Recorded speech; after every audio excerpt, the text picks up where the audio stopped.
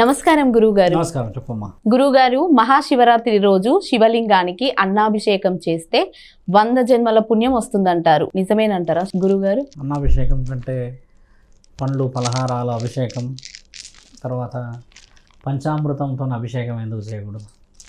మీరన్న ప్రశ్న అదే కాబట్టి అసలు అన్నానికి ఉన్న అంతరార్థం ఏందో తెలవాలి చాలామంది. అవును గురువుగారు. అభిషేకం చేయడం అంటే ఏమిటి? అంతరార్థం ఏంటంటే మహాశివుడి పెళ్లి రోజు శివరాత్రి అంటే యాక్చువల్లీ అంటే తండ్రి పుట్టినరోజు. తండ్రిని ముల్లోకాధిపతిగా నిర్ణయించిన రోజు ఇది. మహాదేవాది దేవతలు ఆయన సారథి అని ప్రకటించిన రోజు ఇది.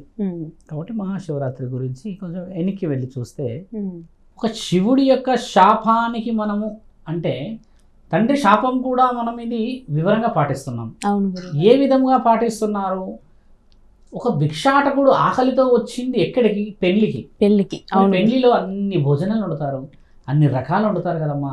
ఒక కంచంలో కొంచెం తీసుకెళ్లి పెట్టేలేని మనము ఆరాధన విషయంలో నిజమైన సహాయాన్ని, నిజమైన ఆకలితో ఉన్న వాళ్ళని మర్చిపోతున్నాం అనేది ఇక్కడ తెలుసుకోవాల్సింది, సమాజానికి ముఖ్యంగా చెప్పాల్సింది. ఇప్పుడు శివరాత్రి రోజు అన్నానికి సంబంధించిన విషయ వివరణ ఎందుకు వచ్చింది అనేది మనం డీప్గా పోతే అమ్మా, మరి ఆ రోజు నా తండ్రి వచ్చింది ముఖ్యంగా అన్నం పెట్టమని, ఆకలితో ఉన్న వాళ్ళకి, ధర్మాన్ని పాటించమని, సహాయంతో ఎదురు చూసే వాళ్ళకి, న్యాయాన్ని అప్పచెప్పమన్నాడు, నిజంగా న్యాయం కోసం ఎదురు చూసే వాళ్ళకి. కాబట్టి ఇది ఒక కను విప్పు లాంటి నిజం తల్లి. శివపార్వతుల కళ్యాణం విన్న మనము మరో జన్మకు కూడా పుణ్యంగానే పుడతాం. అంటే ఆ కళ్యాణానికి అంత విలువ, శివపురాణం విన్న వాళ్ళకి అంత విలువ. ఇప్పుడు మీరన్న ప్రశ్న అమ్మ, అన్నం అనేది ఎందుకు పెడతారు అని అంటే, ఆ రోజు తండ్రి అన్నానికి సంబంధించిన విషయ వివరణ తెలియజేయడం చేత ఆకాశవాణి వినబడుతుంది. మహాముఖండిని మీరు చూసిన ఆ తరుణం, మీరు ఆలోచించిన ఆ తరుణం ప్రకృతికి విరుద్ధముగా ఉండడం చేత ఈ రోజే మరో సంవత్సరం తర్వాత అంటే మరి ఇంకొక రోజు మహాశివరాత్రి రోజు, శివుడి కళ్యాణం జరిగిన ఆ రోజు ఉపవాస దీక్షలు మీరు ఉన్నప్పుడు, నిజమైన ఆకలి మీరు తెలుసుకున్నప్పుడు నిజముగా మహాముఖంటి కడుపు నిండుతుంది. ఎందుకంటే ఆయన విలువ తెలియలే చేశాడు. ఈ విషయం అయితే అమ్మా, మన వాళ్ళు చేసే విషయాలు ఏంటంటే పండ్లు పలహారాలు, కొన్ని అభిషేకాలు చేస్తారు. ముఖ్యంగా మన వాళ్ళు చేయాల్సింది ఏం తెలుసా అమ్మా, ఆ రోజు ఉదయం 12 లోపే ధూపదీప నైవేద్య అభిషేకాలన్నీ చేసి 12 తర్వాత చాలా మంది ముత్తైదులకు తెలవాలి. ఆ రోజు పార్వతీ పరమేశ్వరుల కళ్యాణం రోజమ్మ, ఒక్క ఇంటి నుంచి 11 మందికి ముత్తైదు ఆయన ఇయ్యాలి తల్లి. ఎంత పవిత్రం అంటే అమ్మ, అర్ధనారీశ్వరి తత్వాన్ని చూపించిన ఏకైక వీరుడు, మహావీరుడు.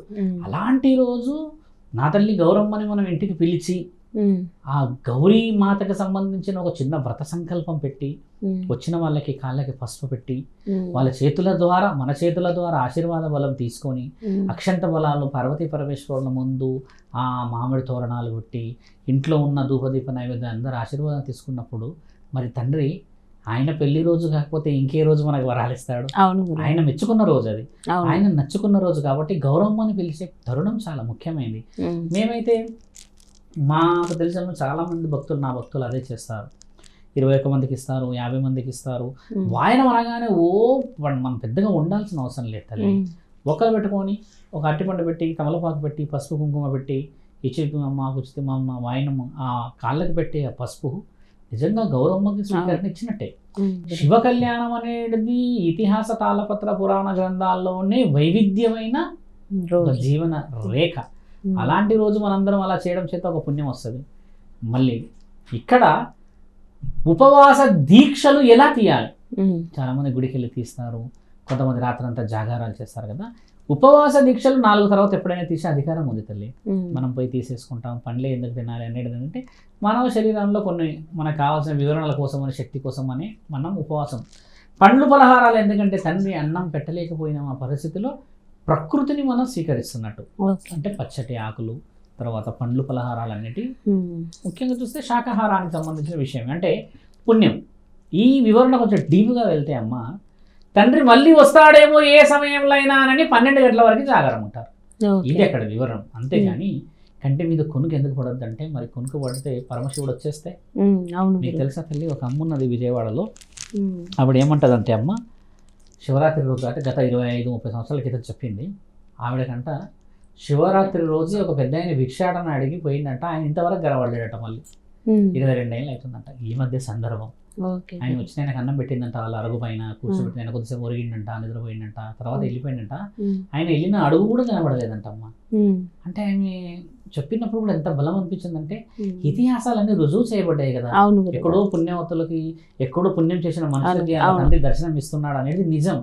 ఏమో ఆ రోజు నిజంగా తండ్రి వచ్చాడేమో, లేదేమో నిజంగా ఆకలితో ఒక వ్యక్తి వచ్చాడేమో, కానీ ఈమె పెట్టడం తరుణం చాలా గొప్పగా కదా. ఆమె ఆ రోజు నుంచి అంట ఇప్పటి వరకు భవతి భిక్షాం దేహానో అమ్మ అని ఎవరు వచ్చినా కూడా అర్ధగంట ముచ్చట పెట్టింది పంపించదట. అట్లా ఒక తరుణాన్ని గెలిచారు.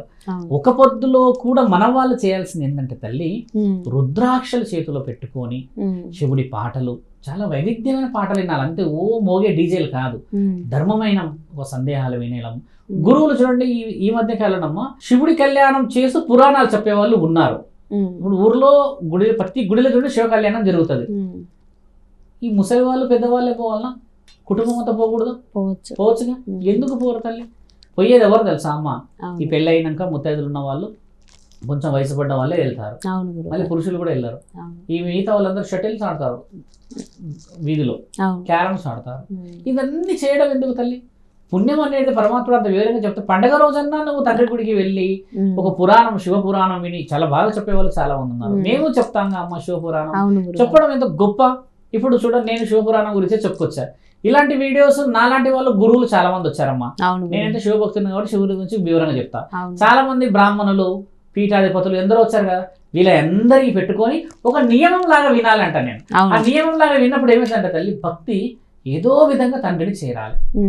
ముఖ్యంగా మానవులు మనందరం తెలుసుకోవాల్సింది ఏం తెలుసా తల్లి, నీ చేతుల ద్వారా ఆ రోజు అన్నదానం చేయాలి. ఒక పండు, ఒక పలహారము అయితే 10 మందికి కలిసి 100 మందికి పెడదాం. అలా చేసిన ఆ మహా శివరాత్రి రోజమ్మ నిజంగా మహాముఖంటి ఆనందపడతాడు. చూడమ్మా, పండగ కాబట్టి పండ్లు పలహారాలు మన ఇంటికి తెచ్చుకుంటాం, కానీ పండగ రోజన్నా మాకేమన్నా పెడతారేమో అని ఎదురు చూసే భిక్షాటకులు వందల్లో ఉన్నారు తల్లి. అనాథాష్టాలు వందల్లో ఉన్నాయి. మన కోసం ఎదురు చూసి ఎందరో ఉన్నారు కదా. కనీసం ఈ శివరాత్రి కన్నా అలా చేస్తే తండ్రి ఎంత ఆనందపడతాడో. తండ్రి కోరిక కూడా అదే. ఎంతో అభిషేకాలు నెత్తి మీద చేస్తాం, తండ్రికి పోస్తాం, నెయ్యి, పాలు, తర్వాత తేనె, ఎన్ని పోస్తాం తల్లి. అసలైన జీవితం నిండుగా నీకు ప్రసాదించిన పరమశివుడి ఆజ్ఞే సహాయపడండి అని. నిజంగా సహాయపడండి అని. ఆ రోజు, ఈ రోజు శివరాత్రి రోజు మొదలుపెట్టి అందరం మారడం చాలా ముఖ్యమైనది. అన్నదానాలు చేయాలి ఆ రోజు. అన్నదానాలు కూడా ఎలా చేయాలో తెలుసా? ఆకలితో ఎదురు చూస్తున్న వాళ్ళ కోసం చేయాలి. ఎక్కడో మన వీధిలో చేసుకోవడం కాదు. మన వీధిలో చేసుకున్న అన్నదానానికి విలువ కొంచెం తక్కువనే అంటాను నేను. ఎందుకంటే కొంతమంది తింటారు, మిగతా వాళ్ళంతా ఇస్తరాకులన్నీ తీసుకెళ్ళిపోతూ ఉంటారు.